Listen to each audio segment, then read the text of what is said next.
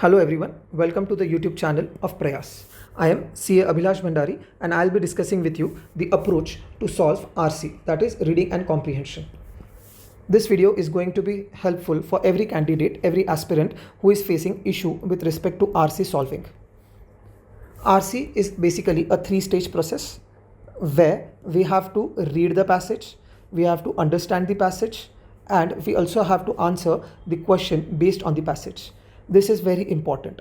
Whatever answer you are selecting in the reading comprehension, that answer should not go beyond the scope of passage asked, right? This is the basic criteria for solving the passages in our CSAT paper. RC is basically a test of your reading, your comprehension, and you have to answer the questions according to above mentioned information. This is the basic requirement. Every year, there are around 25 to 30 questions of RC being asked in our exam. So, with rough estimate, if you are going by this process, that is reading the passage, understanding the passage, and answering the question based on the passage, you are going to take roughly around 3 minutes per question. And if we take the conservative calculation as well, there you are going to require 75 to 90 minutes to complete your RC passages, all the passages given in the question. And you are aware you have only 120 minutes to solve the entire paper.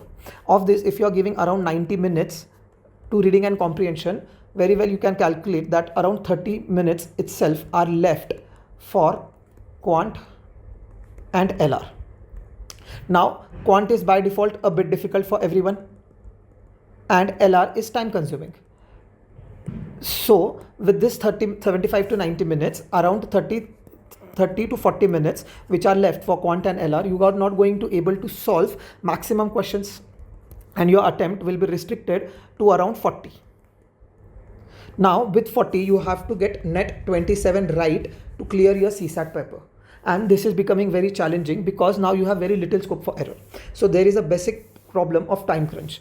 Another major problem with respect to RC is the subjectivity involved in the answers.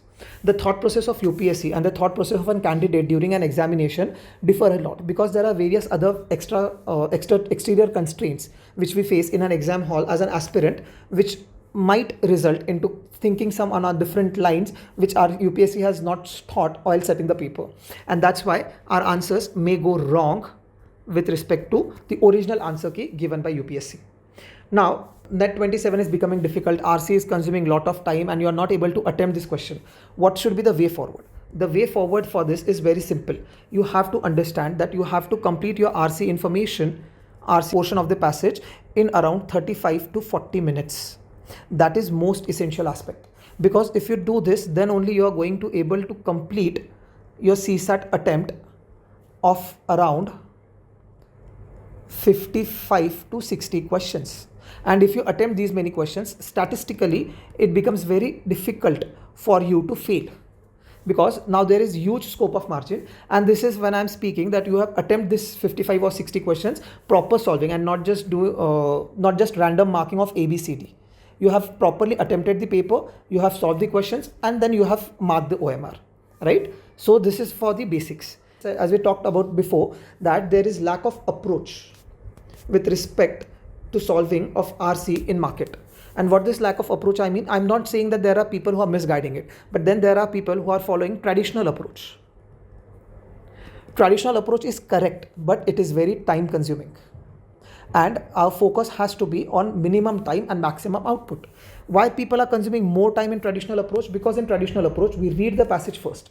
By reading the passage first, we understand whatever has been given in the information, whatever information has been given in the passage, we try to process it and then we try to answer what question is being asked. On the contrary, we have to use this less time consuming approach.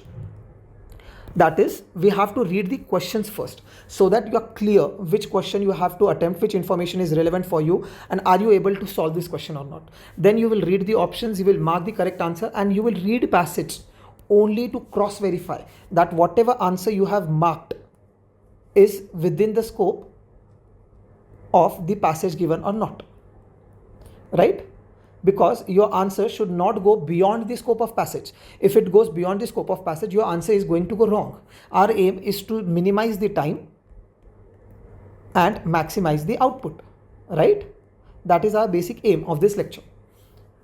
Let's understand the less time approach with the examples. This is the passage given. We will read this passage, but at a later stage. We will directly go towards the question. First question.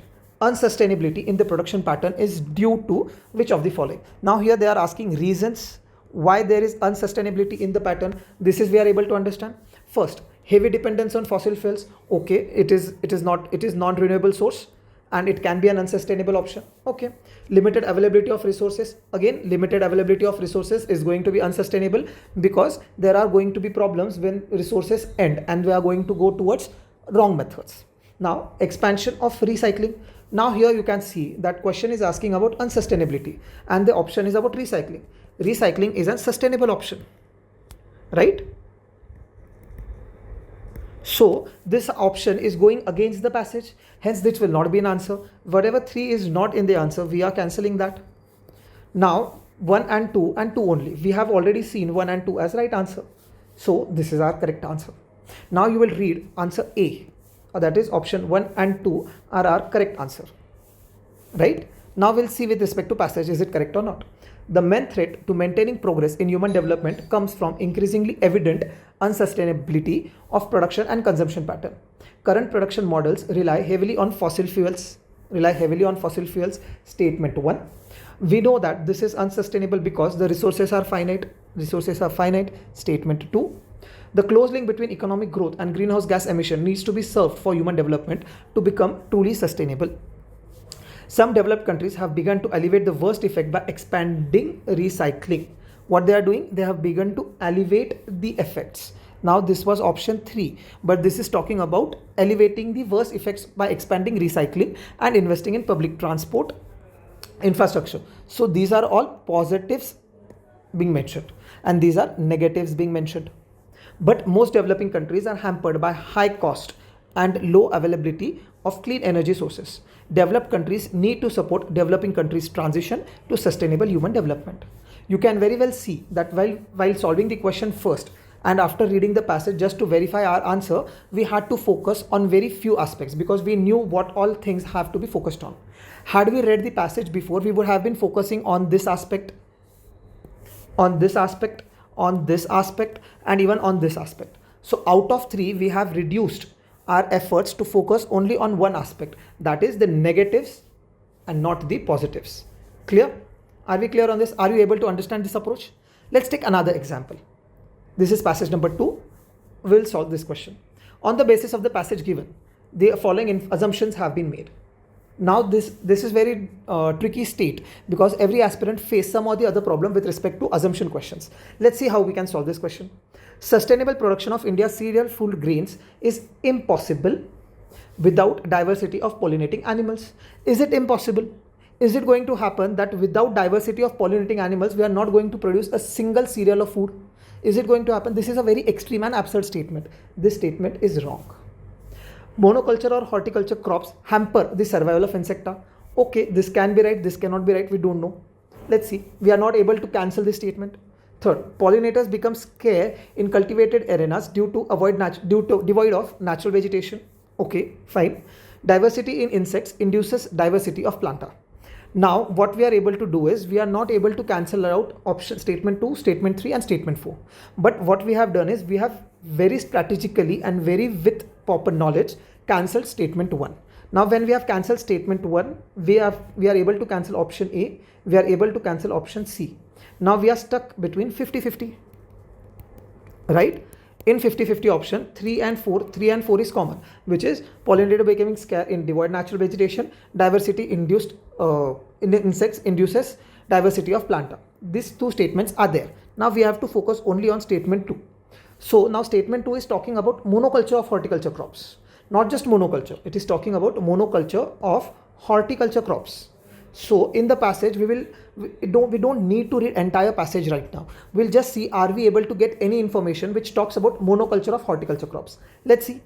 Approximately 80% of the flowering plant species are pollinated by animals, including birds, mammals, etc. But the main pollinators are insects. Pollination is responsible for providing us a wide variety of food as well as many plant-derived medicines. These are the positives. At least 1/3 of the world agriculture crops depend on pollination. Bees are the most dominant taxon when it comes to pollination, and they are crucial to more than 400 crops. crucial to more than 400 crops. Pollination is an essential service that is a result of intricate relationship between plants and animals, and the reduction of loss of either affects the survival of both. Effective pollination requires resources such as refuge of pristine natural vegetation. Nowhere, my friends, the passage is talking about monoculture, right? The passage is not talking about monoculture, hence this cannot be the answer. Because if the passage is not talking about the monoculture cannot be in our answer, and our answer will be D. That is option D, statement 3 and statement 4. Right?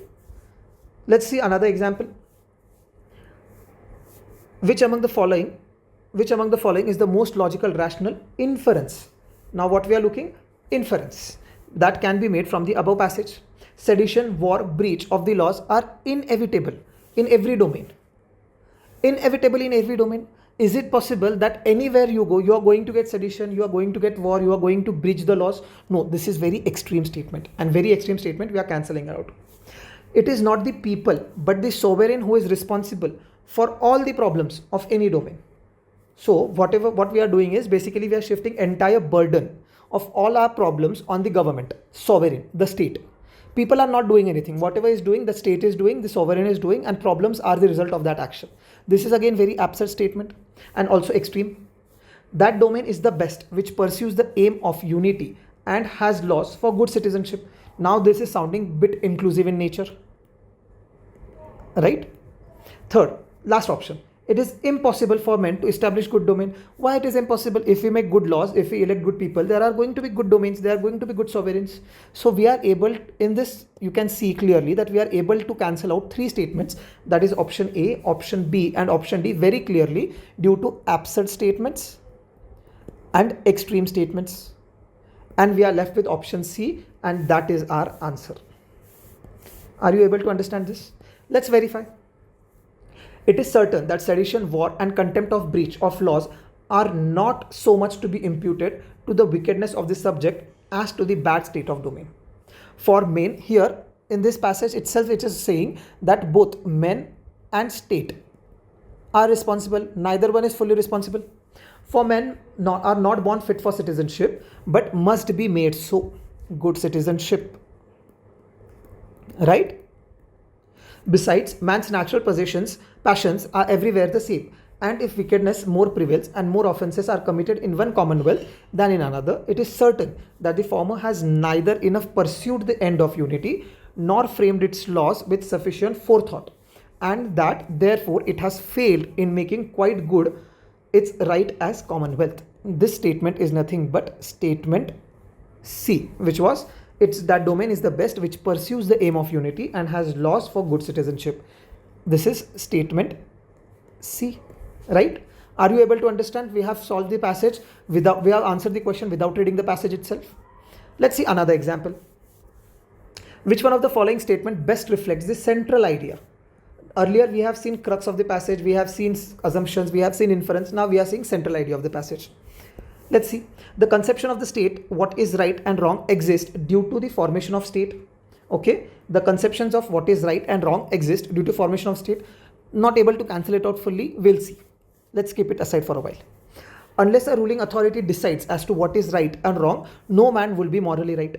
Unless a rulings decide what is right will be morally right. Now this is not moral right or wrong, but this is absolute right and wrong. And it is talking about moral right and wrong. So these two statements are contradicting each other. Hence, this is not a statement, right? Man is inherently immoral and selfish in natural state.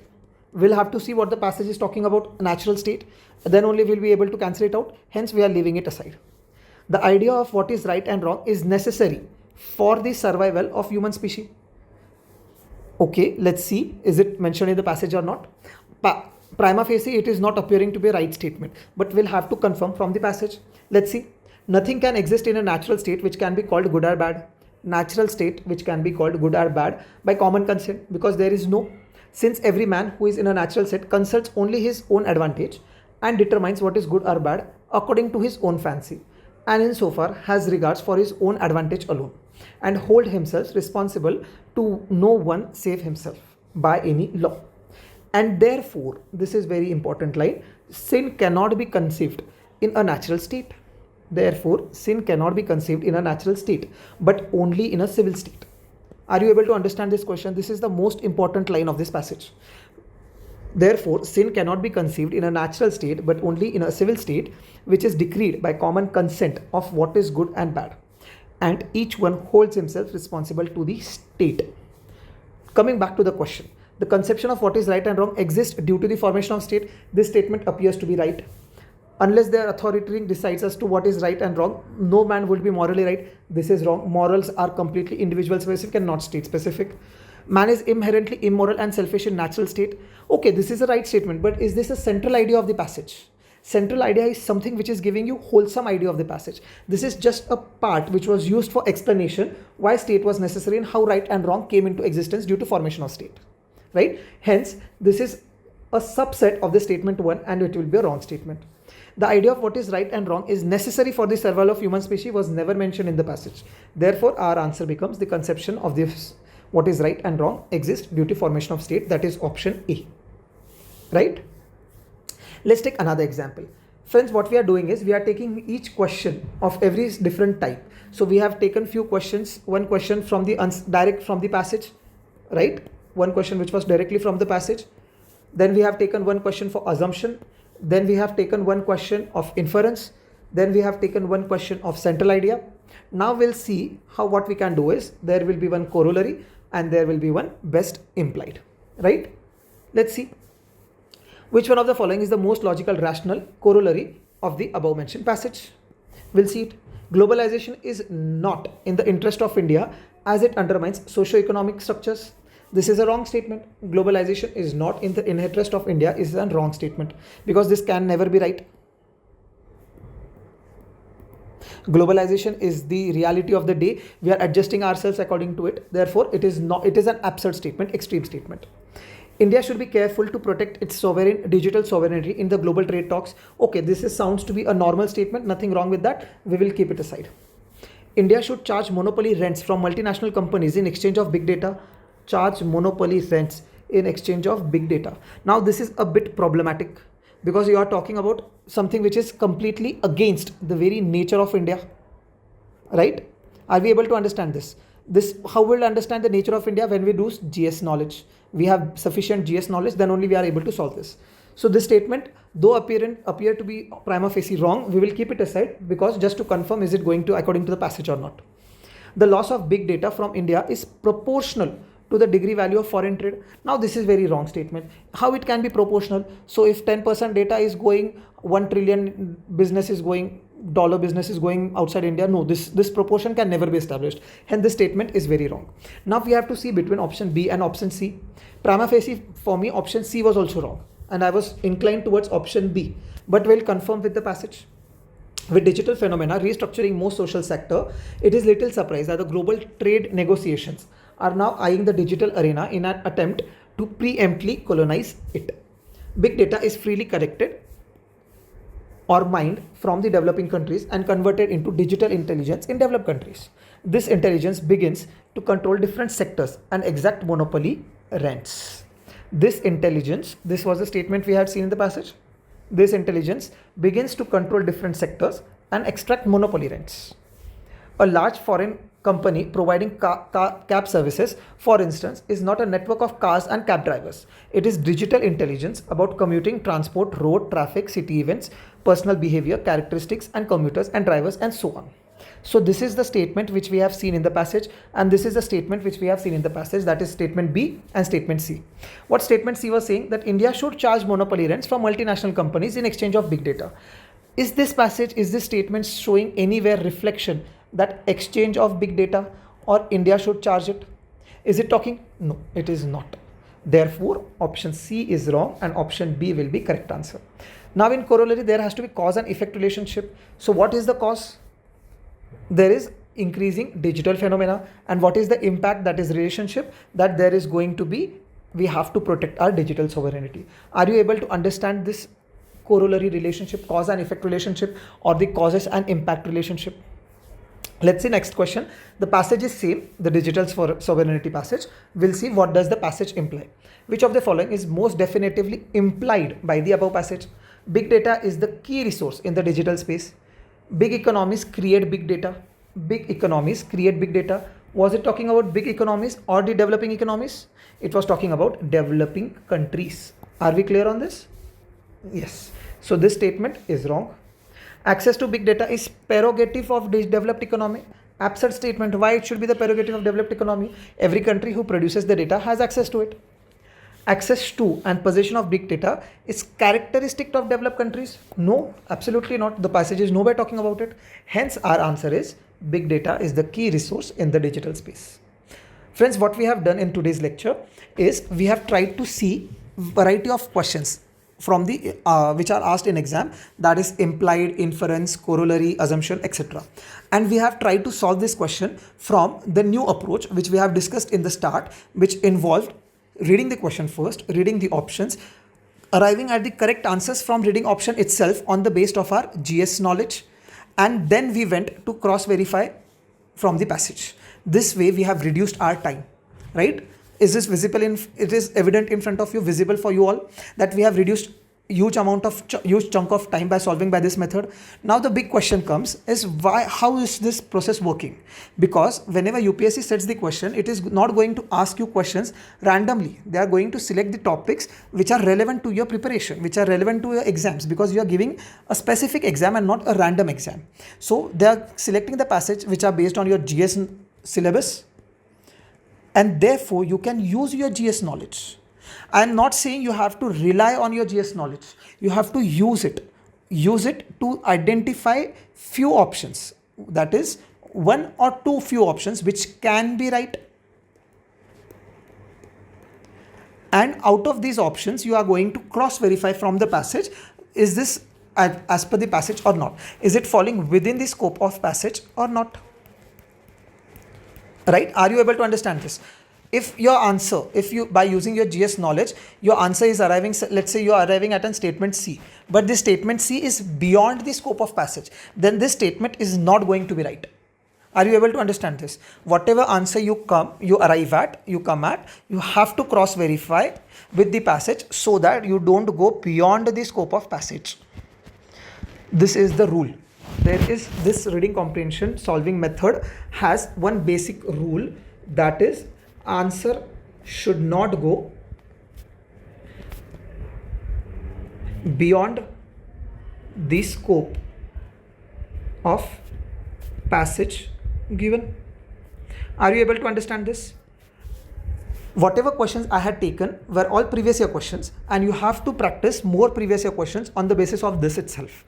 Practice PYQs as much as you can and see, are you able to understand, are you able to apply the approach 2 which we just discussed right now, which is away from the traditional approach.